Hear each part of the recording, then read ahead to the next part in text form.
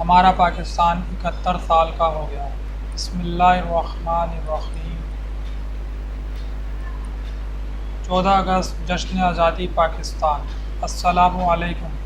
پاکستان کی آزادی کے 71 سال پورے ہونے پر میں آپ سب پاکستانیوں کو مبارکباد پیش کرتا ہوں۔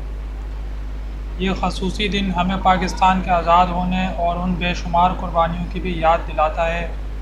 یہ دن ہمیں ان لاتعداد لوگوں کو خراج عقیدت پیش کرنے کا بھی موقع پیش کرتا ہے جنہوں نے آزادی کو حاصل کرنے میں اپنی جانیں قربان کی ہیں۔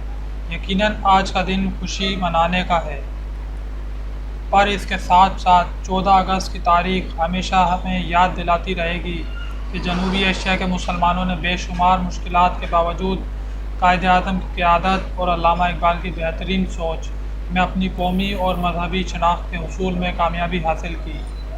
آج کی تاریخ میں شاید ہی کوئی ایسی قوم ہو جس نے اپنی آزادی کے لیے اتنی زیادہ قربانیاں دی ہوں۔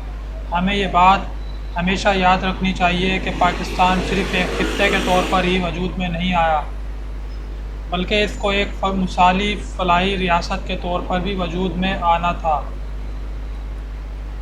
جہاں ہم اسلام کے اصولوں کے مطابق ایک نئے معاشرے کی بنیاد رکھ سکیں۔ ایک معاشرہ جس میں نہ صرف مسلمانوں بلکہ اقلیتوں کی جان و مال اور مذہبی آزادی مکمل محفوظ ہو۔ لیکن 1947 کے ایجنڈے کا یہ حصہ ہم ابھی تک مکمل نہیں کر پائے۔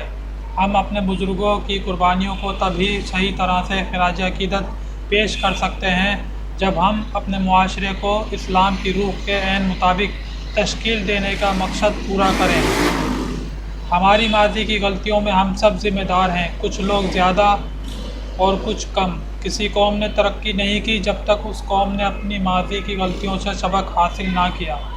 منزل پانے کے لیے آگے دیکھنا ضروری ہے۔ ماضی کا ماتم کرتے رہنے سے آج تک کسی قوم نے ترقی نہیں کی۔ کہ ہم سب ماضی سے سبق سیکھیں، حال کی تعمیر اور مستقبل پر نظر رکھیں۔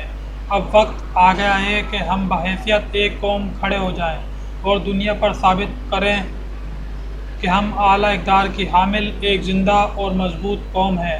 عزت سے جینے کا یہی طرز عمل ہے، گو کہ یہ مشکل بھی ہے اور قربانیوں کا طلبگار بھی، لیکن یہی واحد درست راستہ ہے۔ آئیے آزادی کے 71 سال پورے ہونے پر آج یہ وعدہ کریں کہ ہم سب اپنی ذمہ داریاں سمجھیں اور نبھائیں گے اور اپنے پیارے وطن کی حفاظت اور ترقی کے لیے کسی جانی اور مالی قربانی سے دریغ نہیں کریں گے۔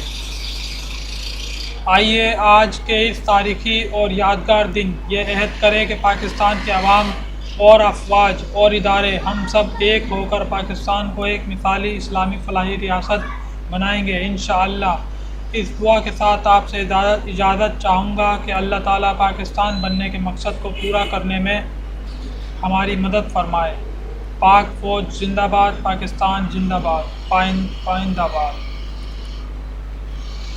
اسی طرح کی اور ویڈیوز کو دیکھنے کے لیے ہمارے چینل اردو بابا کو سبسکرائب کریں۔ ویڈیو دیکھنے کا بہت شکریہ۔ اللہ حافظ۔